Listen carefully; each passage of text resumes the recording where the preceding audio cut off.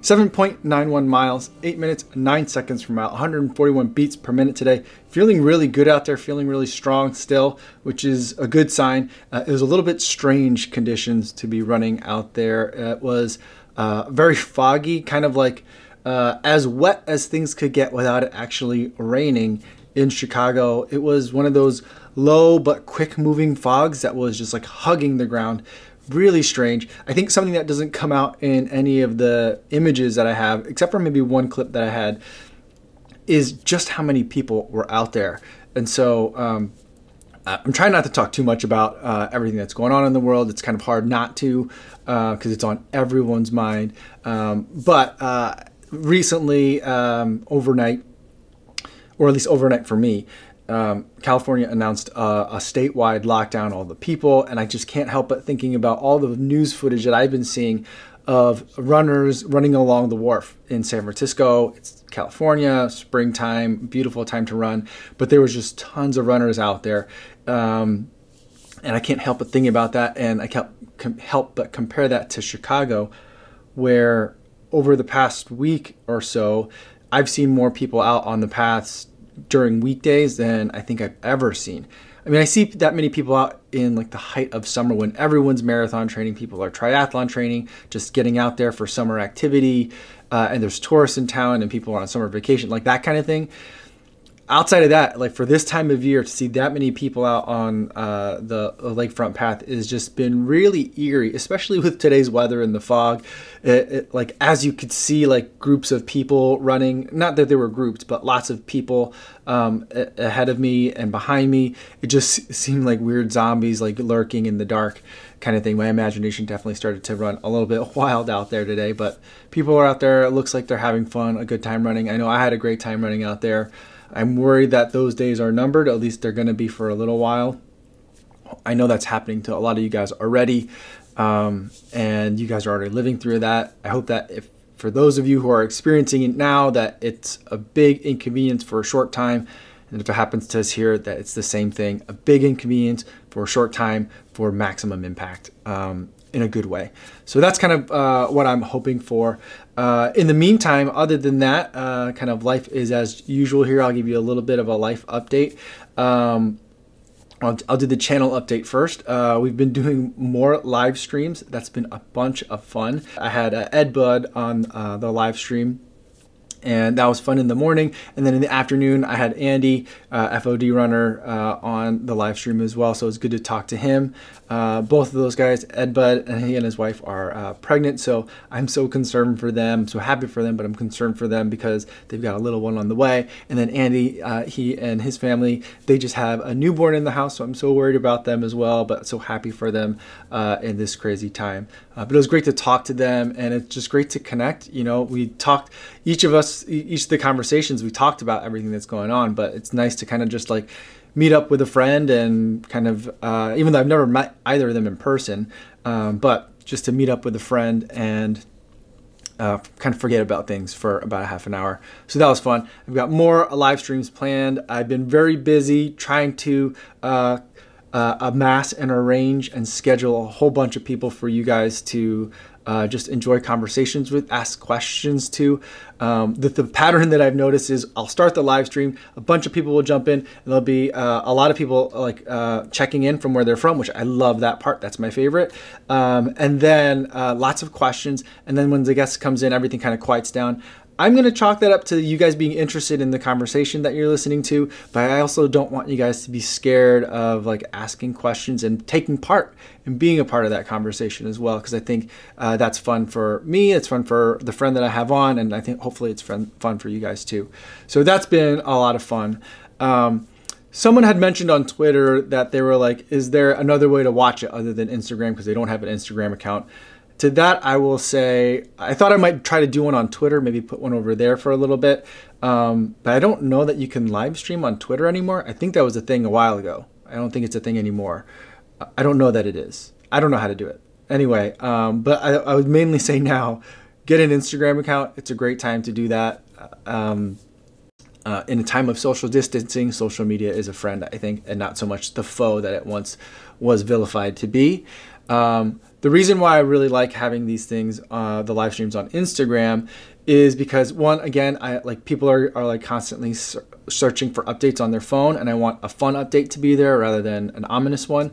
And the other thing is that they're not like searchable. It's not something that you can go and watch later. I know that's unfortunate if you really wanted to see Ed Bud, if you wanted to see Andy, if you want to see any of the other guests that are coming up.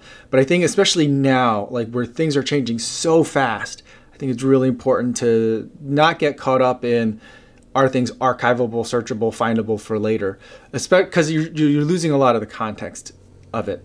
For example, today I had a comment on my SL20, the Adidas SL20 video, where I had a face mask or like a neck buff on, not a face mask, but like my neck buff on, because it's still winter time, or it's winter transitioning to spring. It's still cold. I'm covering up my face. And someone commented like, oh, I guess we've gotten to that point where we have to cover our faces while running. And I was like, this was like 2 weeks ago, but it was like an eternity ago. Like I've been running in neck gaiters for years, and you got to like look at the date things are published and look at the location where things are published. Like that makes a big difference before you start lamenting like, oh, this is like apocalypse now. We might be there, but not because of that video. That video wasn't proof of it. That video was made weeks ago, which is an eternity in today's terms. So I like the fact that in Instagram, you see the story live. It goes up. I can post it to the story, to my feed for the day, and then it goes away. And I think that's perfect. So I've been really liking that. Other people have been on Instagram as well, like not just me. So many other people are doing it. I saw a lot of pro athletes that are getting on live stream, and I've been jumping in there. Ryan Doozer's been doing a lot of great stuff on YouTube. And I saw it yesterday. Ginger Runner had like a live like music session, and it was an hour long, and it was amazing. It was so good. So like that was just incredibly awesome to watch.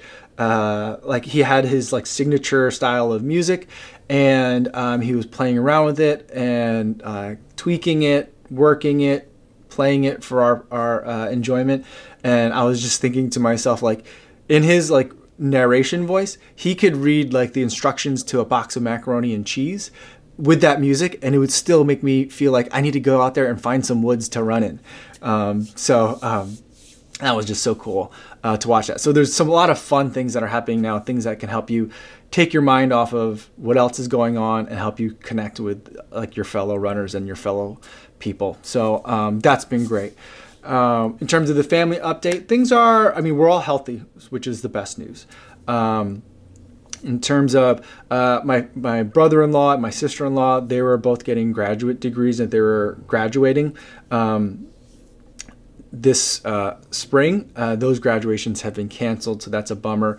My niece is graduating from high school. I don't think they've actually canceled that yet, but I can't imagine it going on. The girls' school, they're in Chicago. Well, my daughter is in Chicago Public Schools. They've announced an extended closure. It was initially only supposed to go for a couple weeks. Now it's to April 21st. I don't think that I don't see a way that they go through the rest of the school year. I mean, maybe they do for like a couple weeks at the end, but I'm not sure how that works. So we'll see about that.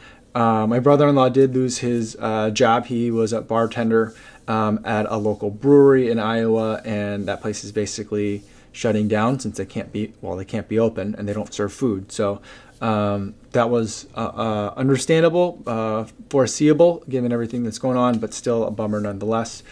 And my wife has been working like crazy. Her company is kind of in crisis mode, like many companies are, trying to figure out like, how do we tighten belts at a time like this?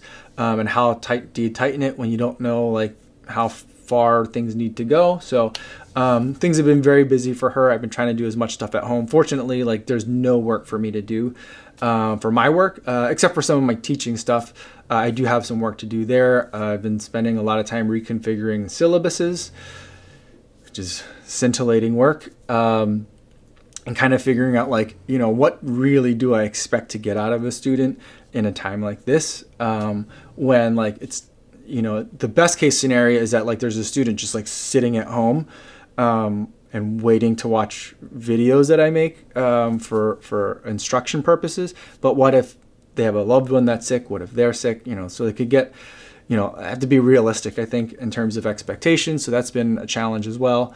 And the girls, I think, are doing okay. I don't think that they're worried about things in like the way that my wife and I are worried about things, but I think it's affecting them psychologically in certain ways as well. So I'm concerned about that. I think they sense the kind of, what's figuratively in the air and going on. And ultimately, I think they just need more people. My wife and I are just not enough people for them. They need more interaction.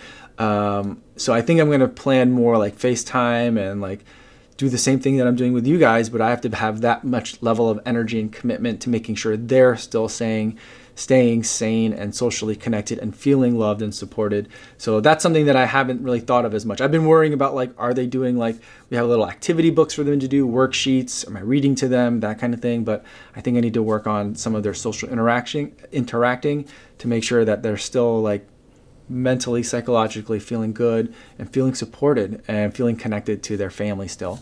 So that's something that I'm going to focus on heavily, going forward, but also especially for the next couple of days.